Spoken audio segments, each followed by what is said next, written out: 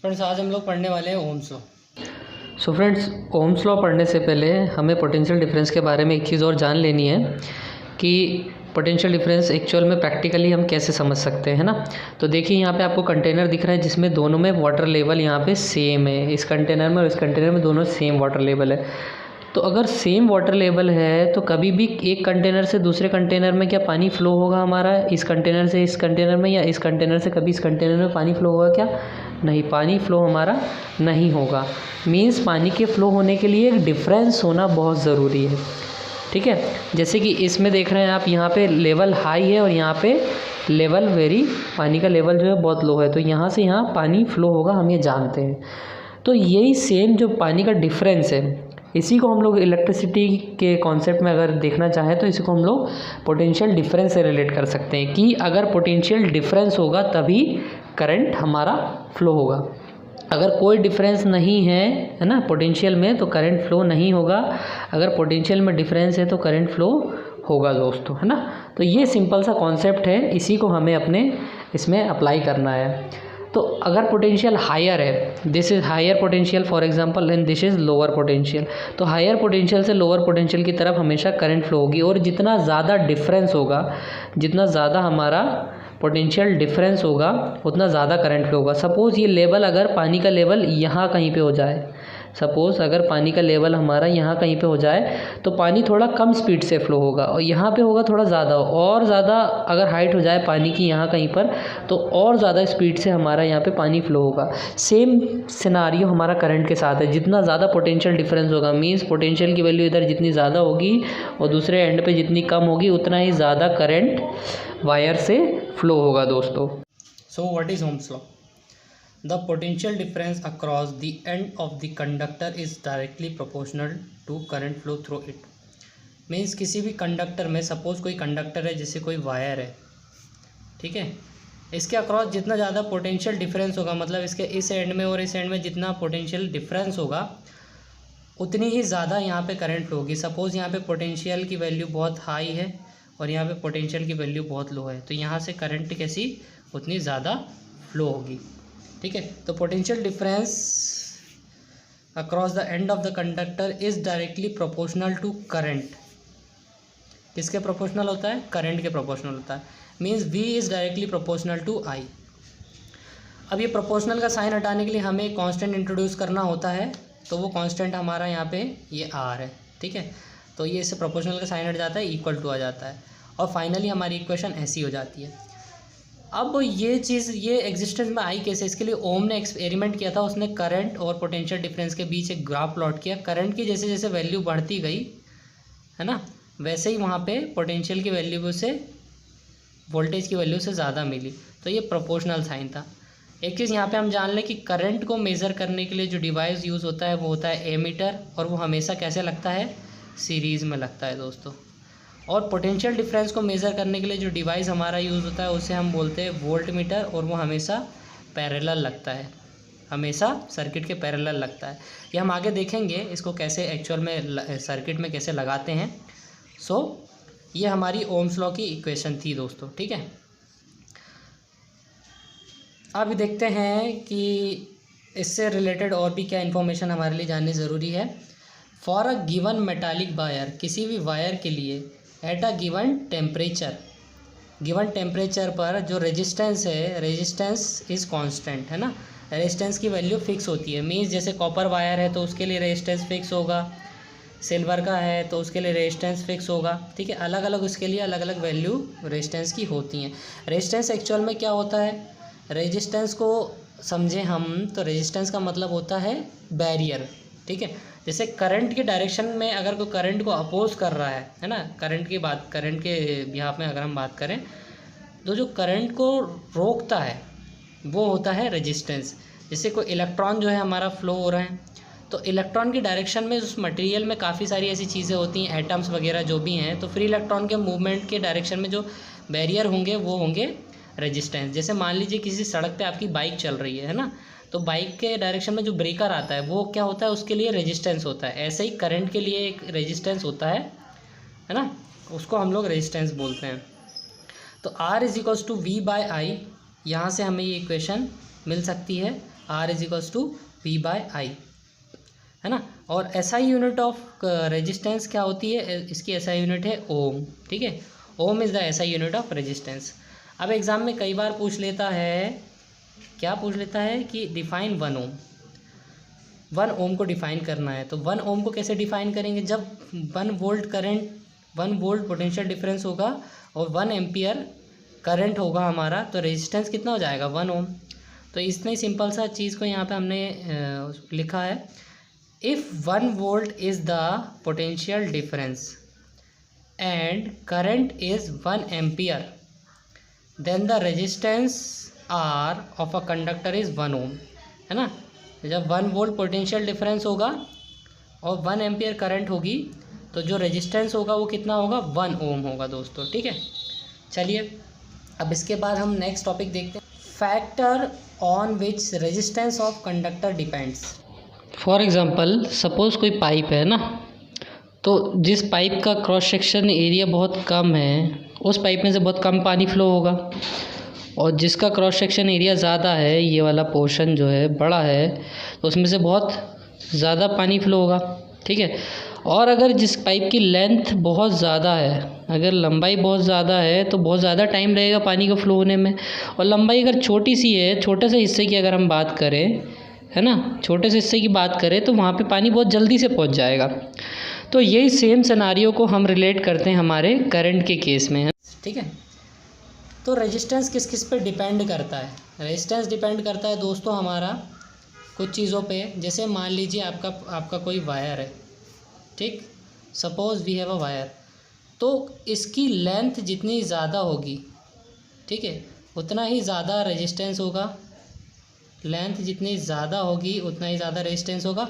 और इसका cross section area जितना ज़्यादा होगा, क्रॉस सेक्शन एरिया जितना ज़्यादा होगा, रेजिस्टेंस की वैल्यू उतनी कम होगी। तो रेजिस्टेंस डायरेक्टली प्रोपोर्शनल है लेंथ के और इन्वर्सली प्रोपोर्शनल है एरिया के। एरिया कौन सा, ये वाला क्रॉस सेक्शन एरिया, ठीक है। तो R is directly proportional to L and R is inversely proportional to A. इसको हमने 1/a लिखा हुआ है, ठीक है। तो अब इन दोनों को कंबाइन करेंगे तो R is proportional to L by A, ये इक्वेशन आ जाएगी हमारी दोस्तों, है ना। और जब भी हम प्रोपोर्शनलिटी साइन हटाते हैं तो वहाँ पे हमारा साइन कौन सा आ जाता है, इक्वल टू का आ जाता है। इक्वल टू का साइन लाने के लिए हमें एक कांस्टेंट लगाना पड़ता है, तो वहाँ यहाँ पे जो कांस्टेंट इंट्रोड्यूस हुआ है उस कांस्टेंट को हमने रो से रिप्रेजेंट किया। ये जो साइन है ये रो, इसको रो बोलते हैं और इसे हम रेजिस्टिविटी के नाम से जानते हैं दोस्तों, ठीक है। This constant is known as resistivity. तो R is equal to rho L by A, ये इक्वेशन हमें याद रखनी है, दिस इज़ वेरी इंपॉर्टेंट, है ना। अब यहाँ पर अगर हम इसकी यूनिट देखना चाहें तो देखिए एल बाय ए, अगर इसको सॉल्व करेंगे हम इधर ट्रांसफ़र करेंगे तो रो इज़ इक्वल्स टू क्या हो जाएगा दोस्तों, रो इज़ इक्वल्स टू हो जाएगा R into A by L, है ना। एरिया क्या होता है, लेंथ इंटू लेंथ, और नीचे एक लेंथ है तो लेंथ से लेंथ कैंसिल हो जाएगी और एक लेंथ बचेगी, यानी इसकी यूनिट बचेगी मीटर, ठीक है। और रेजिस्टेंस की यूनिट क्या होती है, ओम, तो रो की यूनिट क्या हो जाएगी दोस्तों, ओम मीटर, ठीक है। रो की यूनिट, हमारी रेजिस्टिविटी की यूनिट क्या हो जाएगी, ओम मीटर। अब देखिए, both the resistivity and resistance of a material very with temperature. Temperature के साथ जो है रेजिस्टिविटी यानी रो और रेजिस्टेंस मींस आर क्या होते हैं, वेरी करते हैं, ठीक है, विथ टेम्परेचर। अब चलिए एक बात करते हैं, यहाँ पर एक न्यूमेरिकल है, क्वेश्चन दिया हुआ है NCERT में आपके, हाउ मच करंट, यानी हमें यहाँ से पता चल रहा है हमें आई निकालना है, how much current will an electric bulb draw from 220 volt source, यानी वोल्टेज दिया हुआ है हमारा 220 वोल्ट, यहाँ पे वी कैन सी 220 वोल्ट, है ना। If the resistance of the bulb filament is 1200 ओम, यानी रेजिस्टेंस की वैल्यू दी हुई है, वोल्टेज की वैल्यू दी हुई है, हमें आई निकालना है। तो हमें फॉर्मूला पता है, अभी हमने पढ़ा, I is equals to V by R. तो V वैल्यू पुट करेंगे हम, V की जगह 220 वोल्ट, R की जगह 1200 ohm, and then we can solve it. इसको सॉल्व करेंगे, इसको डिवाइड करेंगे तो हमारा कितना जाएगा, 0.18 एम्पियर यहाँ पे हमारी करंट की वैल्यू आ जाएगी दोस्तों, ठीक है। सेम क्वेश्चन का पार्ट भी जो है दोस्तों वो बोलता है कि how much current will an electric heater coil draw from a 220 volt source. यहाँ पे भी हमें क्या कैलकुलेट करना है, यहाँ पे भी हमें करंट ही कैलकुलेट करना है। वोल्टेज दिया हुआ है 220 volt. The resistance of heater coil is 100 ohm. Resistance की वैल्यू हमें 100 ओम यहाँ पर दी हुई है। तो वोल्टेज की वैल्यू दी हुई है, रेजिस्टेंस की वैल्यू दी हुई है, तो सेम फार्मूला हमारा यहाँ पर यूज़ होगा I = V/R। ठीक है, V की वैल्यू कितनी होगी 220 वोल्ट और R की वैल्यू होगी 100 ओम। तो यहाँ पर हम वैल्यू पुट करेंगे and then we can solve. ये 0 का एक डेसिमल आ जाएगा तो ये आंसर हमारा आ जाएगा 2.2 एम्पियर, है ना। जनरली मैंने देखा है कि न्यूमेरिकल में स्टूडेंट्स थोड़े से वो फील करते हैं, तो न्यूमेरिकल को बहुत पॉजिटिवली अप्रोच करना है। एक बार आप फॉर्मूला याद कर लो, 1 से 2 बार उसको करके देखो, बहुत आसानी से हो जाते हैं सारे न्यूमेरिकल्स। बस आपको एक बार ट्राई करना है। और एनसीईआरटी के बेसिक न्यूमेरिकल्स आपको सबसे पहले सॉल्व करने हैं, क्योंकि वहाँ से आपके कॉन्सेप्ट बिल्टअप होने चालू होते हैं फ्रेंड्स, है ना। और यहाँ पे आपको कंप्लीट एनसीईआरटी मिलेगा, कंप्लीट एनसीईआरटी का एक छोटा से छोटा टॉपिक भी हम लोग नहीं छोड़ेंगे। So don't worry, in lecture series में आपको सब कुछ मिलने वाला दोस्तों, है ना। तो चलिए नेक्स्ट एग्जांपल देखते हैं हम लोग। बहुत ही सिंपल सा क्वेश्चन है। The potential difference between the terminal of an electric heater is 60 volt. यानी पोटेंशियल डिफरेंस की वैल्यू यानी वोल्टेज दिया हुआ है हमारा 60 volt. When it draw a current of 4 ampere, यानी कितनी करंट जा रही है, आई की वैल्यू दी है हमें 4 एम्पियर, ये वी की वैल्यू दी है, ये आई की वैल्यू दी है। From the source what current will the heater draw if the potential difference is increase to 120 volt. Means अगर पोटेंशियल डिफरेंस 120 वोल्ट बढ़ जाता है तो कितनी करंट वो लेगा। तो सबसे पहले तो हमें गिवन डेटा लिख लेना है। वी की वैल्यू 60 वोल्ट दी है ना। आई की वैल्यू हमें दी है 4 एम्पियर। तो यहाँ से रेजिस्टेंस की वैल्यू हमारी कितनी आ जाएगी, R = V/I, है ना। तो V की वैल्यू 60 और I की वैल्यू 4 एम्पियर, तो कितनी आ जाएगी 4 15 = 60, तो ये 15 ओम हमारा ये आ गया। Resistance, when the resistance is increase by 120 volt then what is the value of current. तो हमारा रेजिस्टेंस की वैल्यू हमारी आ गई 15 ओम, ठीक है। तो पोटेंशियल डिफरेंस जब हमारा 120 वोल्ट हो जाएगा तो करंट की वैल्यू क्या होगी। तो यहाँ पे हमें पता है कि करंट I = V/R होता है, ठीक है। तो जब हमारा पोटेंशियल डिफरेंस 120 वोल्ट हो जाएगा तो यहाँ पे हम 120 वोल्ट वैल्यू हमारी पुट कर देंगे। और रेजिस्टेंस हमारा कितना है सर्किट का 15 ओम हमने अभी कैलकुलेट किया, तो यहाँ पे हम पुट कर देंगे। देन वी कैन कैलकुलेट, तो हमारा कितना हो जाएगा 8 एम्पियर आ जाएगा, क्योंकि करंट की यूनिट हमारी होती है दोस्तों एम्पियर। तो हमारा यहाँ पे जब potential difference is increase by 120 volt then the current through the heater is 8 ampere. कितना एम्पियर हो जाएगा 8 एम्पियर हो जाएगा फ्रेंड्स। अब चलिए नेक्स्ट न्यूमेरिकल देखते हैं लिया है, क्योंकि अब हमें चीज़ों को खुद ही एनालाइज करना आना चाहिए, है ना। तो क्वेश्चन में सारी चीज़ें दी हुई हैं और आपको क्या निकालना है, हमें रेजिस्टिविटी कैलकुलेट करनी है ना। In question it is given that NCERT में आप एग्जांपल 12.5 देखेंगे तो वहाँ पे यू कैन सी रेजिस्टेंस की वैल्यू दी हुई है 26 ओम, डायमीटर दिया हुआ 0.3 mm। तो इसको हम लोग मीटर में कन्वर्ट कर लेंगे, तो 0.3 mm मल्टीप्लाई बाय 10⁻⁻4 मीटर हो जाएगा, ये 3 × 10⁻⁻4 मीटर। और लेंथ हमारी दी हुई है वायर की 1 मीटर। तो अभी हमने ये फॉर्मूला पढ़ा था R = ρl/A। We have seen that R = ρl/A। So ρ = RA/L। ρ हमारा हो जाएगा दोस्तों RA/L। तो यहाँ पे हम वैल्यू पुट कर देंगे। R = 26 ओम हमारा दिया हुआ है। एरिया क्या होता है π/4d²। तो यहाँ पे हम 26 ओम पुट कर देंगे। π/4 d की वैल्यू 3 × 10⁻⁻4 का होल स्क्वायर। यहाँ पे हम कैलकुलेट करेंगे, आपको कैलकुलेट करके खुद ही निकालना है दोस्तों, है ना, क्योंकि स्पून फीडिंग की आदत डालोगे तो फिर आप अपने आप को डेवलप नहीं कर पाओगे, ठीक है। तो यहाँ पे जब हम इसको कैलकुलेट करेंगे तो कुछ वैल्यू आएगी और उस वैल्यू को फाइनली कैलकुलेट करके आपको चेक करना है ना। यहाँ लेंथ से डिवाइड करना है, एल की वैल्यू 1 मीटर है, आपको कैलकुलेट करना है आपका आंसर इतना आ रहा है या नहीं, है ना। तो दिस वे अभी आपको खुद ही प्रैक्टिस करनी है, ठीक है, क्योंकि रास्ता हम बता सकते हैं पर चलना आप ही को है दोस्तों, है ना। तो यहाँ पे आपको प्रैक्टिस करनी है, as much as numerical you can practice, the concept will be clear to you, ठीक है।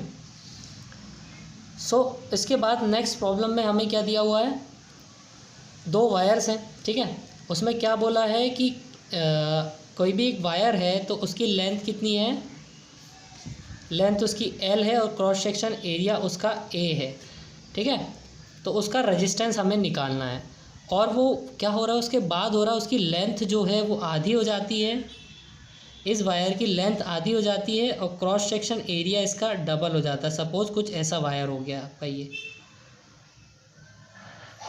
ठीक है, ये सेम ही वायर का ये क्रॉस सेक्शन एरिया मान लो इसका डबल हो गया और लेंथ इसकी हाफ हो गई, तो L इज इक्वल्स टू, अब क्या हो जाएगी हमारी L/2 और एरिया क्या हो जाएगा हमारा 2A हो जाएगा, ठीक है। इसके फर्स्ट केस के कंपैरिजन में, फर्स्ट केस के कंपैरिजन में सेकंड केस में हमारा लेंथ हाफ हो जाएगी और एरिया 2A हो जाएगा। तो पहले हम इस पर्टिकुलर सिस्टम का टोटल रेजिस्टेंस कैलकुलेट कर लेते हैं। R1 is equals to row L/A, तो R1 is equals to row L/A हमारा 4 ओम आया है ना, it is given in the question. अब R2 हम कैलकुलेट करेंगे तो उसमें क्या होगा, L की जगह हमें L/2 रखना है और A की जगह हमें 2A रखना है। तो क्या हो जाएगा, ये rho into L/2 into 1/2 into 1/A, इसको सॉल्व करेंगे हम तो ये क्या जाएगा 2 2 4 एंड रो L/A। तो अब ये रो L/A हमें पता है, रो L/A किसके बराबर है दोस्तों, हमारे R1 के बराबर है, और R1 की वैल्यू कितनी आई हमारी 4 ओम आई। तो rho L/A is equals to R1 and R1 is equals to 4 ohm, है ना। तो हमने यहाँ पे वैल्यू पुट कर दी, हमारा फाइनली कितना आ गया, रेजिस्टेंस 1 ओम आ गया। इसका मतलब हमने जो कॉन्सेप्ट पढ़ा था कि जैसे जैसे लेंथ अगर उसकी कम होती है और क्रॉस सेक्शन एरिया बढ़ता है तो उसका रेजिस्टेंस भी क्या होता है दोस्तों, कम हो जाता है। यहाँ पे रेजिस्टेंस हमारा कम हो गया है ना, और कितना आ गया 1 ओम। तो the new resistance of new wire is 1 Om.